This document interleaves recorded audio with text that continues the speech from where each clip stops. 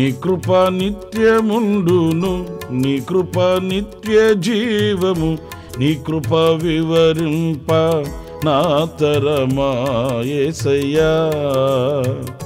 నీ కృప నిత్యముండును, నీ కృప నిత్య జీవము, నీ కృప వివరింప నా తరమా యేసయ్యా. నీతిమంతుల గుడారాలలో వినబడుచున్నది రక్షణ సంగీత సునాదము. నీతిమంతుల గుడారాలలో వినబడుచున్నది రక్షణ సంగీత సునాదము. నీ కృప నిత్యముండును, నీ కృప నిత్య జీవము, నీ కృప వివరింప నా తరమా యేసయ్యా.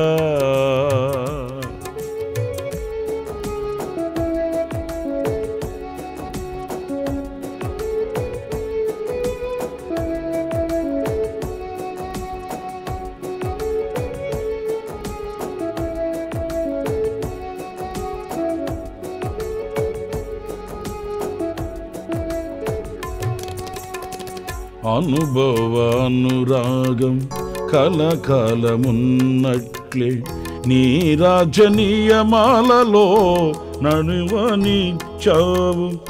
అనుభవానురాగం కలకాలమున్నట్లే నీ రాజనీయమాలలో నిలువనిచ్చావు. అనుభవానురాగం కలకాలమున్నట్లే నీ రాజనీయమాలలో నిలువనిచ్చావు. రాజమార్గములో నన్ను నడుపుచున్న రారాజువు నీవేగా. రాజమార్గములో నన్ను నడుపుచున్న రారాజువు నీవేగా. నీ కృప నిత్యముండును, నీ కృప నిత్య జీవము, నీ కృప వివరింప నా తరమా యేసయ్యా. నీ కృప నిత్యముండును, నీ కృప నిత్య జీవము, నీ కృప వివరింప నా తరమా యేసయ్యా. నీతిమంతుల గుడారాలలో వినబడుచున్నది రక్షణ సంగీత సునాదము. నీతిమంతుల గుడారాలలో వినబడుచున్నది రక్షణ సంగీత సునాదము. నీ కృప నిత్యముండును, నీ కృప నిత్య జీవము, నీ కృప వివరింప నా తరమా యేసయ్యా.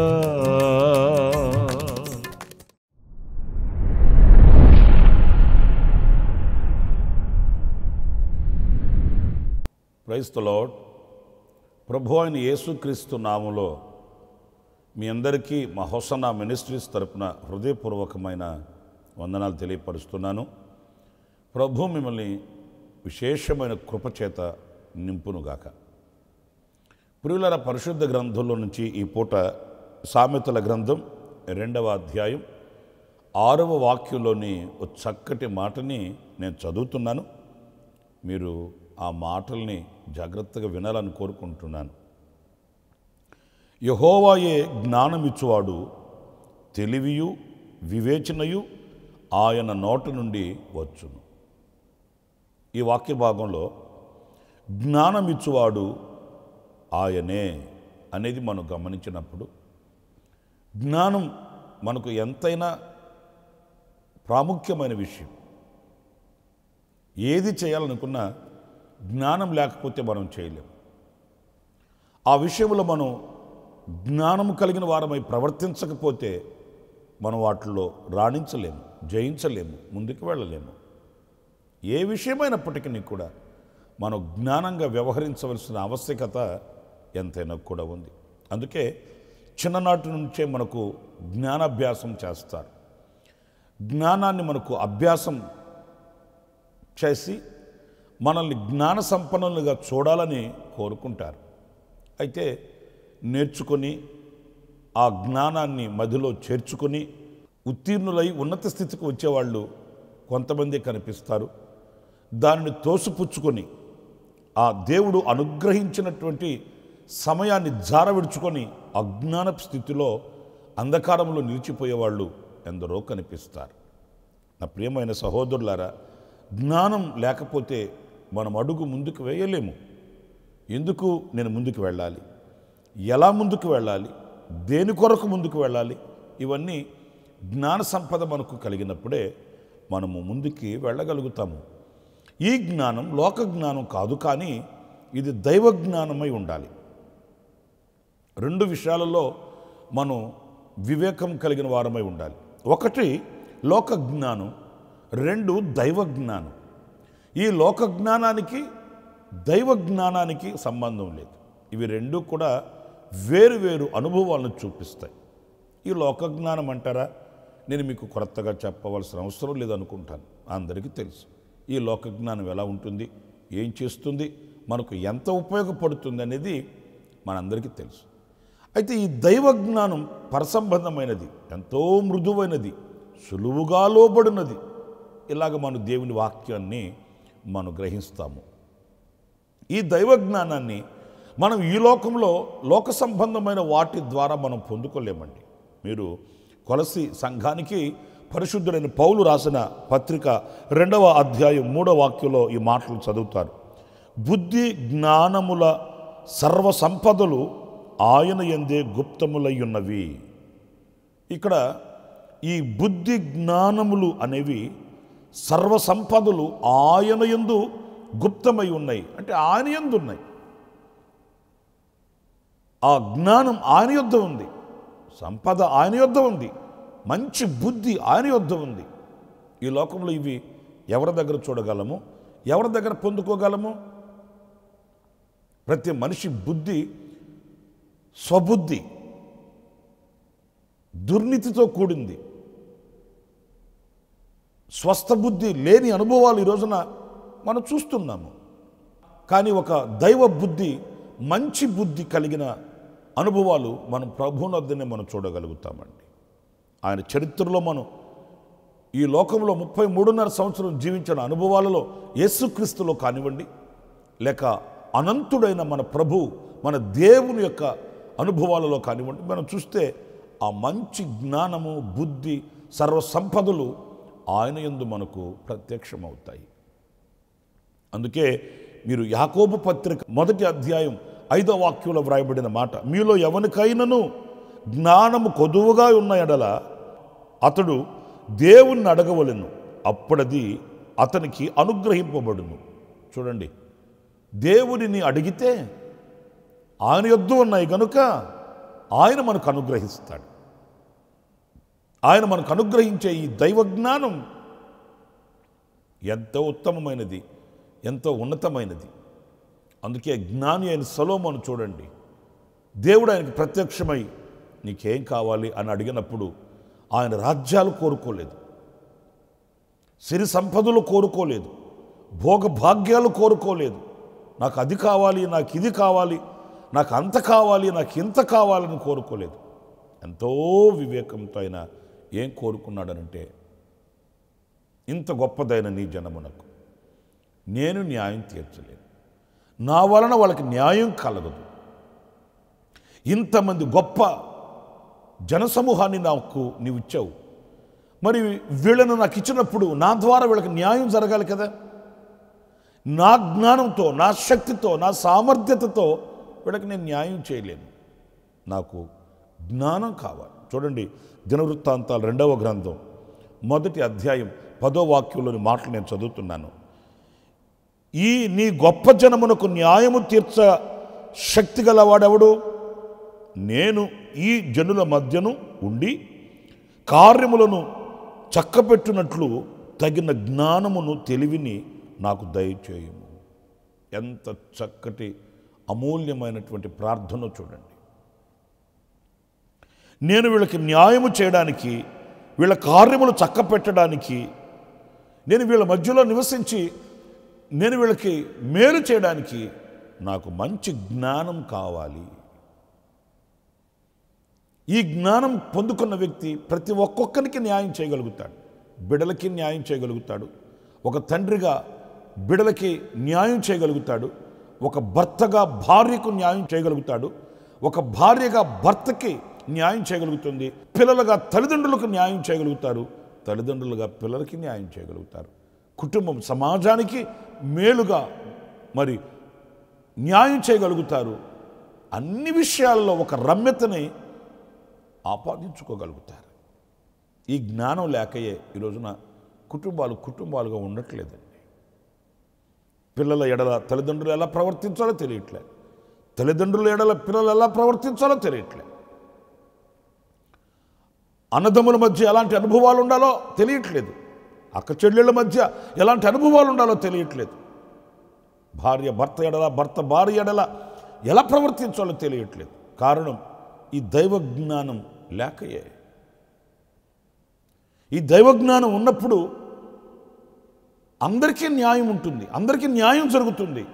ఆ కుటుంబం వెల్లివిరిసి ఒక పుష్పం వలె పరిమళిస్తుందని చెప్పడంలో సందేహమేమీ కూడా లేదు. ఈరోజు స్వర్గసీమలుగా ఉండవలసిన కుటుంబాలు నరక కూపాలుగా మార్చబడి అలజడులతో, ఆవేదనలతో, ఆక్రందనల మధ్య అల్లల్లాడిపోతూ తల్లడిల్లిపోవడానికి గల కారణం ప్రియులారా ఈ దైవ జ్ఞానానికి దూరాన నిలిచినందువలన. ఒక ఇంటికి దైవజనులు యేసన్న గారు వెళితే ఓ తండ్రి తమ కుమార్తెతో కూర్చొని పేకాట ఆడుతున్నాడంటండి. ఏంటంటే ఏముందండి, ఇది ఆటే కదండి, ఈ ఆట జీవితాన్ని ఏ ఆట ఆడిస్తుందో తెలియదండి. ఇప్పుడు ఆడుతున్న ఆటలన్నీ చూస్తూనే ఉన్నాం కదా, మళ్ళీ కొత్త ఆట ఎందుకు? తండ్రి బిడ్డకి ఏం నేర్పించాలి, బిడ్డ ఎడల ఎలా ప్రవర్తించాలి, బిడ్డ తండ్రి ఎడల ఎలా ప్రవర్తించాలి. కొంతమంది సరదాగా చెప్తుంటారు, మా డాడీ కాదండి, నా ఫ్రెండ్ అండి. అంటే డాడీతో ఉన్న బంధం కంటే అధికమైందా ఫ్రెండ్తో ఉండే బంధం? మాటల అర్థం తెలియదు. మా డాడీతో నేను డాడీలాగా ఉండనండి, నేను ఫ్రెండ్ లాగా ఉంటానండి. అంటే తండ్రికి కుమార్తెకి కుమారుడికి ఉన్న బంధం కంటే గొప్పదా స్నేహబంధం గొప్పదా, తండ్రి బంధం గొప్పదా, రక్తబంధం గొప్పదా? తెలియట్లేదు.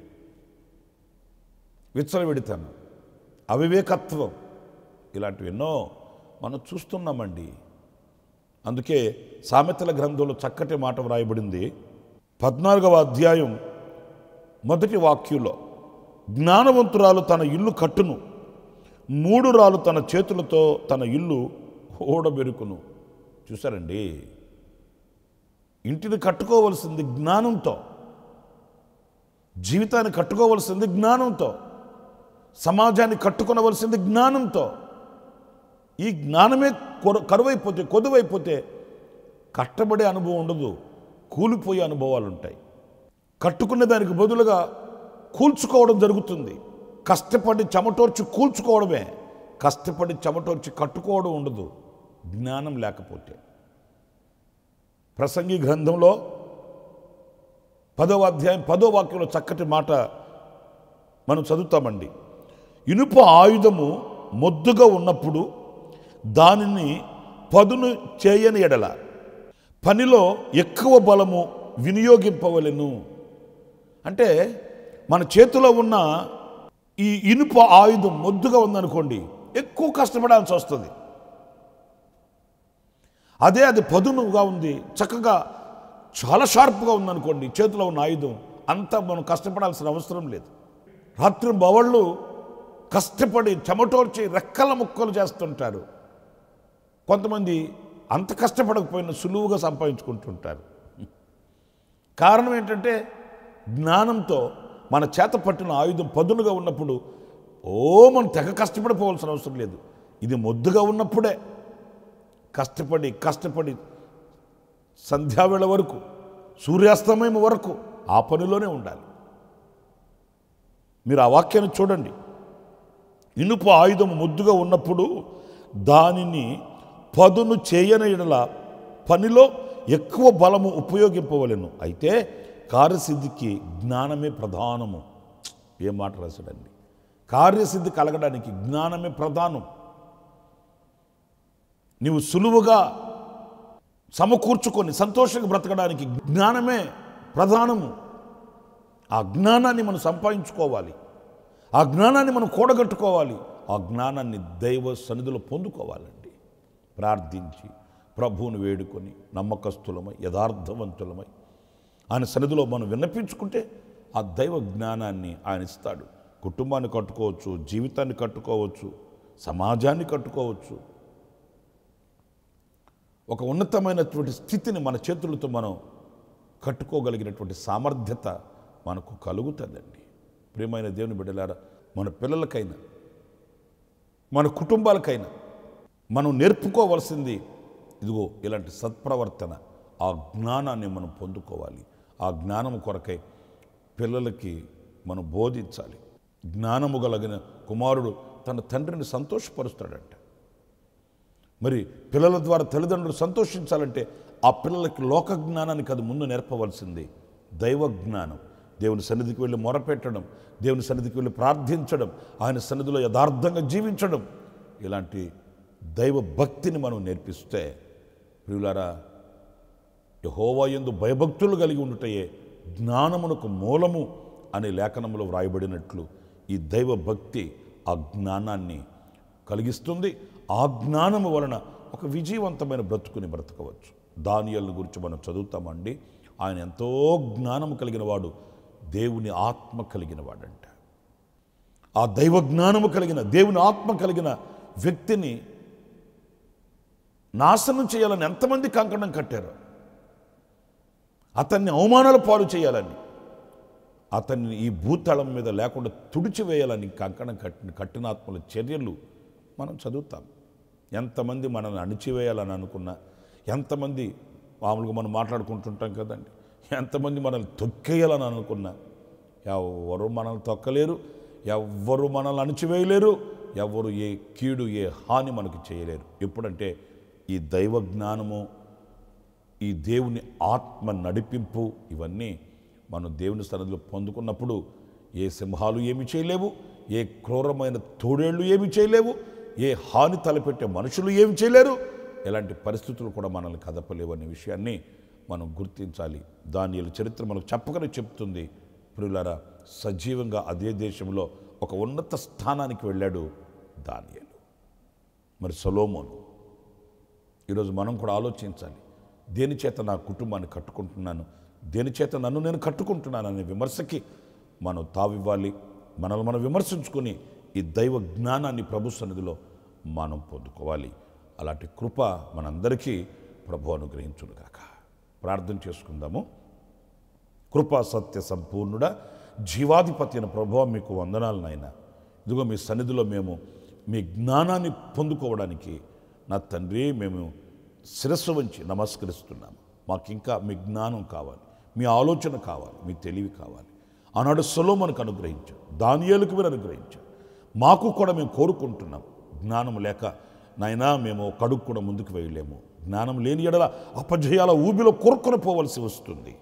మీ కొరకే మేము పత్రికగా సాక్షులుగా ఉండేటట్లు మీ జ్ఞానాన్ని మాకు నాయన సమృద్ధిగా మీరు అనుగ్రహించి, ఇదిగో ప్రార్థిస్తున్న మీ బిడ్డలకు, వారి కుటుంబాలకి, వారి పిల్లలకి ఒక్కొక్కరి మీద మీ జ్ఞానాన్ని ఒక వర్షము వలె కురిపించి మీ బిడ్డలు నాయన జ్ఞాన సంపద కలిగిన వారై ప్రకాశించుటకు సహాయం చేయమని మమ్మల్ని ఒక్కొక్కరిని మీ చేతులు సమర్పించుకుంటూ యేసు నామములో ప్రార్థించి వేడుకొనుచున్నాను తండ్రి.